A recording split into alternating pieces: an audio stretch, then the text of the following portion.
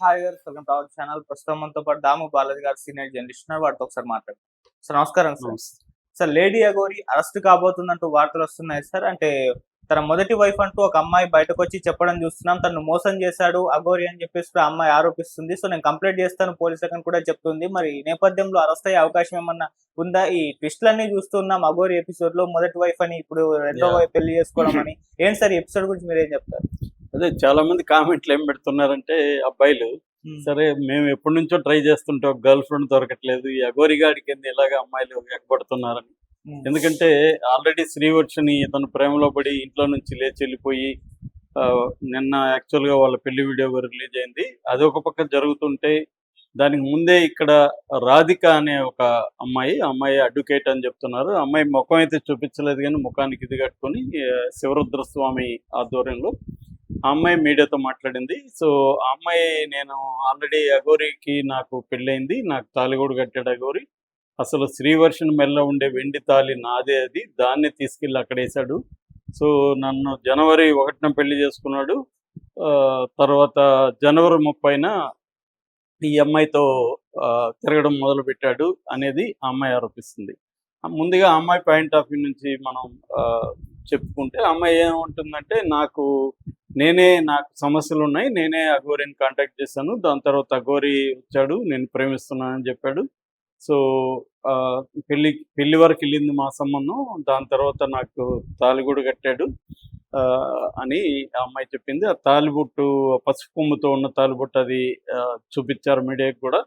దాని తర్వాత మీడియా వాళ్ళు అడిగారు, అసలు నీ దగ్గర ఏం ఆధారాలు ఉన్నాయమ్మా, మీ ఇద్దరికి పెళ్ళైనట్టు ఏమైనా ఉన్నాయా ఆధారాలను అడిగితే ఆడియో ఉందని చెప్పి ఆడియో ఇచ్చింది. ఆ ఆడియో నిన్నంతా కూడా వైరల్ అయింది. ఆడియోలో ఏముందంటే ప్రధానంగా ఆ అబ్బాయి అఘోరి, అంటే ఇప్పుడు నాకు చాలాసార్లు కనిపించింది అబ్బాయి అనాలాగా అమ్మాయి అనాలని. మామూలుగా అయితే అమ్మాయి అనాలి, కానీ ఇప్పుడు ట్విస్టుల మీద ట్విస్టులు జరుగుతున్నాయి వీళ్ళది.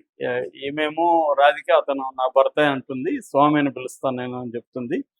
సో అఘోరి వచ్చి తాళి కట్టాడు అని చెప్పి ఆడియో రిలీజ్ చేస్తుంది. ఆడియోలో ఏముంది, రాధి అని, ఐ లవ్ యూ రాధి, నా ముద్దుల పిల్లమ్మ, తర్వాత నా నేను ఉండలేకపోతున్నాను, హార్ట్లో పెయిన్ వస్తుంది, ఇదంతా చెప్తున్నాడు దాంట్లో ఆడియోలో. అంటే క్లియర్గా నా ముద్దుల పిల్లమ్మ ఇవన్నీ చెప్తుందంటే పెళ్ళైనట్టే మనం అనుకోవాలి మామూలుగా అయితే. కానీ అఘోరి మళ్ళీ ఒక వీడియో చేసి వీడియో మెసేజ్ పంపించింది మీడియాకి. అందులో దాదాపు 6-7 నిమిషాలు ఉంది. అందులో ప్రధానంగా ఏంటంటే, అసలు నేను పెళ్లి చేసుకోలేదు, నేను పెళ్లి చేసుకుంటే బహిరంగంగా చేసుకుంటా, సీక్రెట్గా చేసుకోవాల్సిన అవసరం లేదనేది నెంబర్ 1. నెంబర్ 2, ఈ రాధిక అనే అమ్మాయి అడ్వకేటు, తను వాళ్ళ హస్బెండ్ ఈమెను వదిలేసి వెళ్ళిపోయాడు. దాంతో ఈమె డిప్రెషన్కి వెళ్ళింది. ఆ డిప్రెషన్లో నుంచి నన్ను కాంటాక్ట్ చేసి ఇట్లా నా ప్రాబ్లం ఇది, నన్ను సేవ్ చేయండి స్వామి అని నన్ను అడుక్కునింది. సో నేను ఇలాగా అమ్మాయిలు ఎవరైనా నన్ను అప్రోచ్ అయితే నాకు వాళ్ళకి హెల్ప్ చేసే అలవాటు ఉంది. అలాగే నేను ఆమెకి హెల్ప్ చేయడానికి వెళ్ళాను. తర్వాత ఆమె ఆశ్రమం పెడతాను అది ఇదని డబ్బులు లేదంటే కూడా నేను డబ్బులు ఇచ్చాను. మళ్ళీ నాకు ఆ డబ్బులు రిటర్న్ కూడా ఇచ్చింది.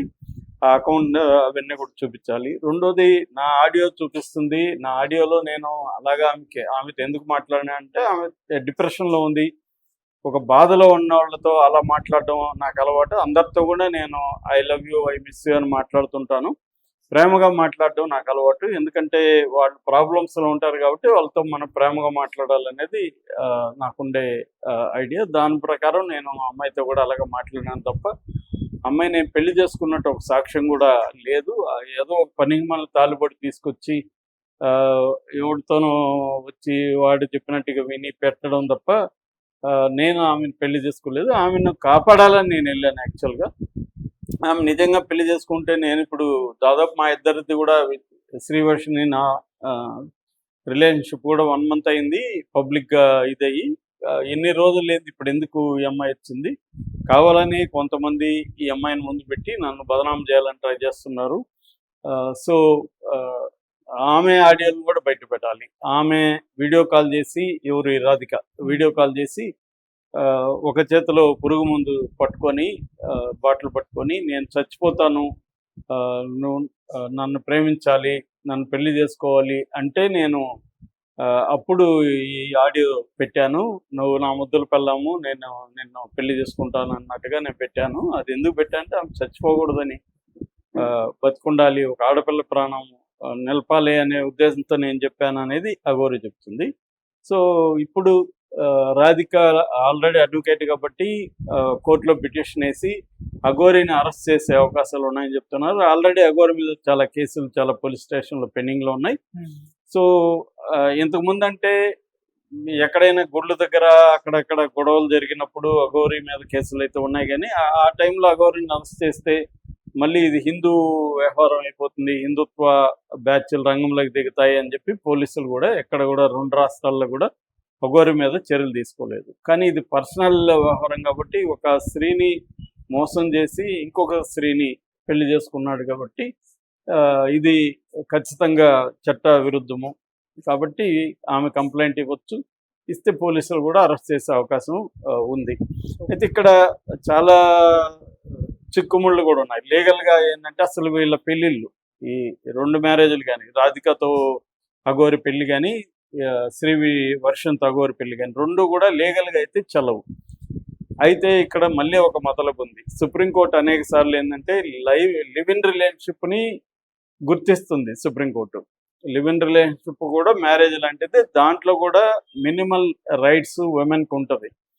సో అసలు మామూలుగా మనకి ఇప్పుడు బిఎన్ఎస్ కొత్త చట్టం 36 అనుకుంటా, అది ఏం చెప్తుంది, ఒక అమ్మాయి అబ్బాయి కలిసి ఉండి అబ్బాయి మీద కంప్లైంట్ ఇచ్చి మోసం చేస్తే అతనికి 10 ఏళ్ళు జైలు శిక్ష అని చెప్తుంది. పెళ్లి చేసుకోవాల్సిన అవసరం ఏం లేదు. అంటే కలిసి ఉంటే కూడా అమ్మాయికి సర్టన్ రైట్స్ అయితే ఉన్నాయి.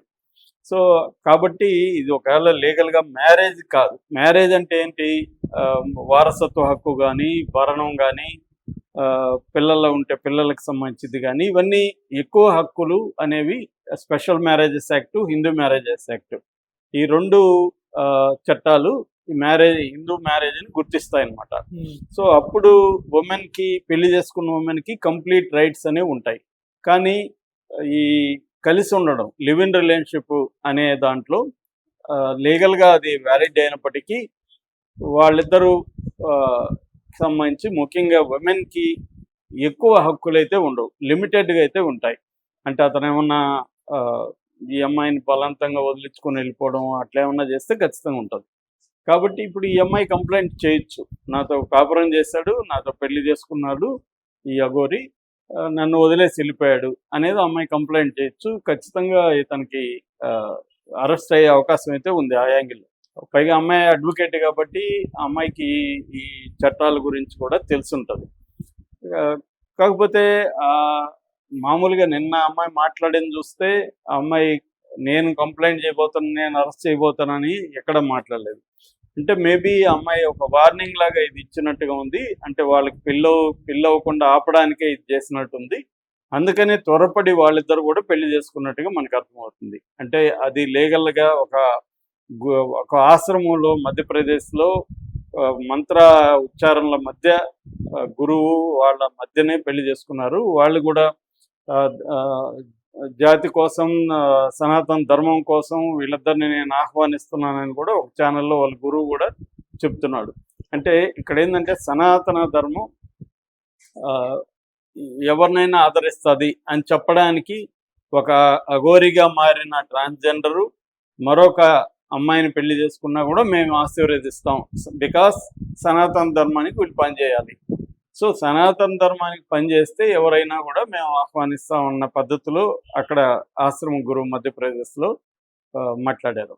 ఈ కాంటెక్స్లో ఇక్కడ ఇప్పుడు ఇతన్ని అఘోరిని అరెస్ట్ చేసే అవకాశాలు ఉందని చెప్తున్నారు. ఎందుకంటే రాధిక అంత ఈజీగా వదిలిపెట్టే అవకాశం కనిపించలేదు. అమ్మాయి మోర్ మెచ్యూరిటీగా కూడా మాట్లాడుతుంది, ఎక్కువ కూడా మాట్లాడట్లేదు. సో ఎంతవరకు చెప్పాలో మీడియా అనేక సార్లు అమ్మాయిని రచ్చగొట్టినా కూడా అమ్మాయి ఓవర్గా ఎక్కడ మాట్లాడట్లేదు. అఘోరి నన్ను పెళ్లి చేసుకుని మోసం చేశాడు, దీని మీద పోలీసులు కానీ ప్రభుత్వాలు కానీ చర్య తీసుకోవాలని విజ్ఞప్తి చేస్తున్నా అనేది ఆమె చెప్పింది. ఆమె నెక్స్ట్ స్టెప్ మాత్రం కోర్టుకి వెళ్ళి ఫస్ట్ పోలీస్ స్టేషన్లో కేసు పెడతారు, కోర్టులో కూడా పిటిషన్ వేసే